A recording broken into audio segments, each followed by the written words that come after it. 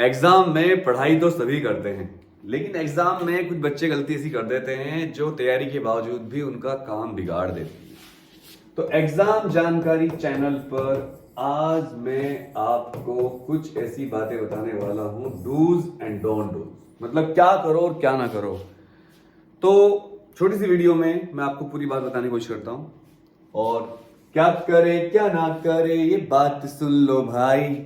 Exam में ये बात काम आई, तो बोलो अब हम क्या करें। हम इस वीडियो को लाइक शेयर करो तुम।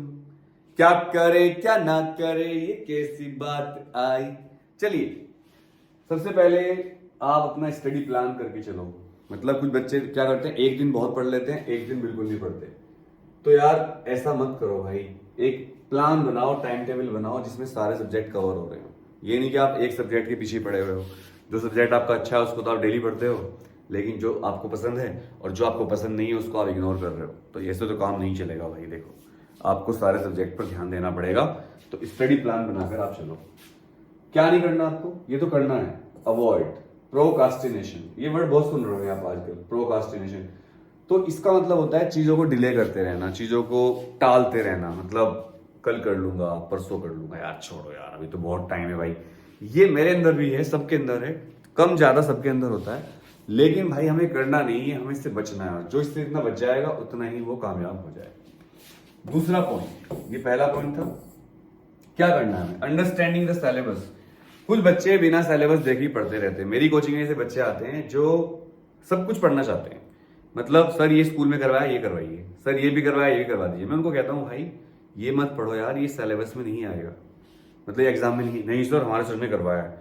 अच्छा, कई स्कूल ना अनट्रेन टीचर रख लेते हैं, उनको पता ही नहीं होता सिलेबस क्या चीज है। बस वो एक बार उन्होंने रट लिया सिलेबस और बस वही पढ़ाते जाते हैं। इससे बच्चों का कीमती वक्त जाया होता है और वो एग्जाम में चीजें आती ही नहीं, क्योंकि वो दे भी नहीं सकते टीचर। अगर वो देंगे तो फंसेंगे, लेकिन वो जो उन्होंने रट रखा सब पढ़ाते रहते हैं, उनको कोई मतलब नहीं है सिलेबस में क्या है।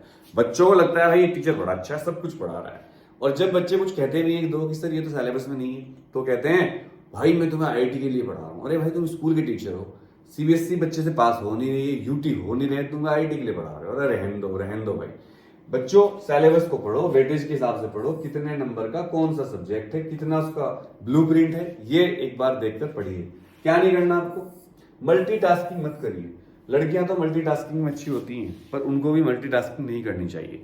मल्टीटास्किंग करने से ब्रेन फोकस नहीं कर पाता। एक टाइम पर एक टॉपिक, एक सब्जेक्ट पढ़िए। ये नहीं कि कभी कुछ पढ़ रहे हो कभी और बहुत सारी किताबें खोल ली, ये भी खतरा होता है। बच्चे बहुत सारी किताबें खोल लेते हैं जिससे उनको नुकसान होता है। तो ये मत करना, बिल्कुल ही पहले ही बता दूं। क्या करना है, तीसरा point, practice previous papers, PYQs. तो पीवाईक्यू की बहुत चर्चा होती है आजकल। PYQ PYQ PYQ PYQ PYQ PYQ PYQ भैया, पीवाईक्यू भैया। तो पीवाईक्यू प्रीवियस ईयर्स क्वेश्चन करना बहुत जरूरी होता है। लेकिन याद रखिए सीबीएसई का सिलेबस काफी चेंज हो चुका है इस साल। सीबीएसई ने अपना पैटर्न चेंज कर लिया है। तो 2021 के बाद के ही model paper, sample paper PYQ करें।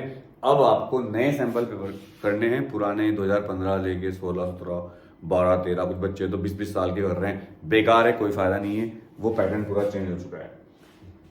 ये पॉइंट बहुत इंपॉर्टेंट है, से नो टू ओवर स्टडिंग। कुछ बच्चे बहुत घंटों तक पढ़ते रहते हैं, 2-2 घंटे उठते ही नहीं खाट पे से, मतलब बेड पे से या टेबल पर पढ़ते रहते हैं, क्रैमिंग चलती रहती है, रट्टा मार चलता रहता है। ऐसा नहीं करना है।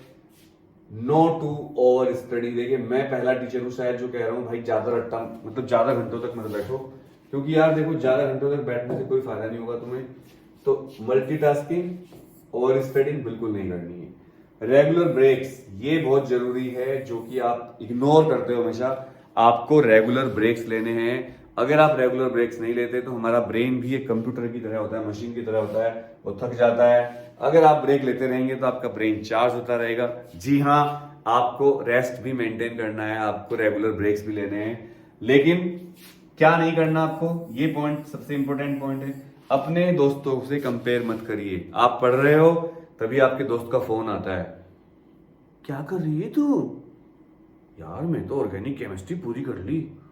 यार तूने ऑर्गेनिक केमिस्ट्री पूरी कर ली, हाँ तो यार मैं तो ऑर्गेनिक केमिस्ट्री कर चुकी, मैं इनऑर्गेनिक करूंगी।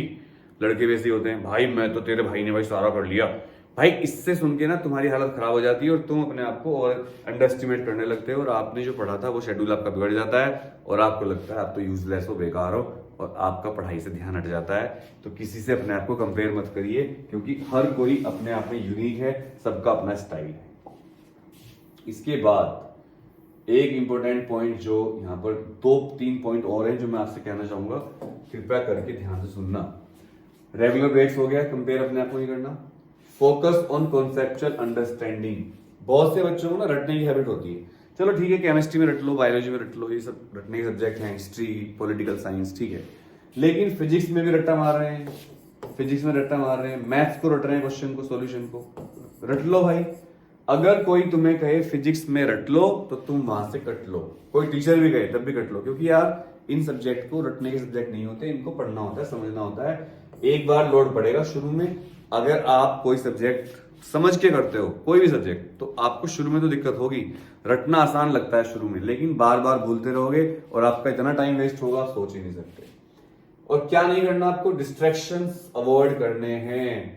क्या क्या डिस्ट्रैक्शन है आपके पास? मोबाइल फोन आपके लिए सबसे बड़ा डिस्ट्रैक्शन है, इसके अलावा रील्स देखना वो मोबाइल फोन में आ जाता है, या दोस्तों से बातें करना फोन पे, वही फोन पे आ जाता है, बाहर खेलने जाना और खेलते खेलते पता ही नहीं चलना कितनी देर हो गई। तो ये डिस्ट्रैक्शंस आपको नहीं करने हैं, इससे आपको बचना है। क्लियर समझ में आ रहा है? आगे चलते हैं। मैंने क्यों रख दिया, माइक का तार ही लगा रखा मैंने, मैं ऐसे बोल रहा हूं, अब मेरी आवाज डायरेक्ट रिकॉर्ड हो रही होगी, कोई दिक्कत नहीं। रिवाइज रेगुलरली, ये बहुत बड़ी बात है। देखिए आप पढ़ रहे हो, मेहनत कर रहे हो, लेकिन आप रेगुलरली उसको रिवाइज नहीं करते हो, तो हमारा ब्रेन चीजों को भूलने की हैबिट रखता है। अगर आप कोई चीज रिवाइज नहीं करोगे, लोग तो इंसानों को भूल जाते हैं जिनके साथ वो सालों रहते हैं, बहुत अच्छे मोमेंट बिताते हैं, उनको लोग भूल जाते हैं। यार तुम किस खेत की मूली हो, सब्जेक्ट किस खेत की मूली है? कसमें वादे खाकर, जीने मरने की 7 कसमें खाकर लोग भूल जाते हैं अगर साथ ना रहे। जहां थोड़ा सा दूर गए, डिस्टेंस आई और रिलेशन खत्म। तो ऐसे ही अगर आपकी डिस्टेंस टॉपिक से आ गई तो आपका टॉपिक खत्म। तो रेगुलर इसको रिवाइज करते रहिए। और क्या नहीं करना, मॉक टेस्ट को इग्नोर नहीं करना है। पढ़ते हुए तो अच्छी बात है, लेकिन क्या आप साथ साथ तैयारी भी कर रहे हो, टेस्ट दे रहे हो? मॉक टेस्ट देने के 2 तरीके हैं, या तो आप कोचिंग में चले जाओ अपनी, या फिर आप अपने घर पर ही मॉक टेस्ट दो। एक मम्मी को बोल दो, पापा को, कि पापा 3 घंटे तक मुझे उठने मत देना और मैं पेपर दे रहा हूं, आप मेरे एग्जामिनर हो, आप यहाँ पर इन्विजिलेटर हो। फिर उस पेपर को चेक करो अपने आप, या अपने किसी टीचर की हेल्प लो, दोस्त की हेल्प लो, या 2-3 बच्चों का एक ग्रुप बना के पढ़ो। लेकिन ग्रुप तभी बनाओ जब आपको लगे कि आपका दोस्त भी पढ़ने वाला है। अरे पढ़ने वालों, ऐसे दोस्तों के साथ स्टडी ग्रुप मत बना लेना जो ना खुद पढ़े ना आपको पढ़ने देंगे। और एग्जाम के टाइम पर बिगाड़ने वाले लोग ज्यादा होते हैं और फायदा करने वाले कम होते हैं। उम्मीद है आपको डूज एंड डोंट डूज बहुत अच्छे लगे होंगे। इस वीडियो को शेयर जरूर करिएगा अपने हर दोस्त को, चाहे वो 10वीं का हो या 9th का, 11th 12th, वैसे बोर्ड के लिए बनाई 10th 12th के लिए, बट सबको शेयर कर देना, फायदा होगा। प्रैक्टिकल बातें बताएंगे।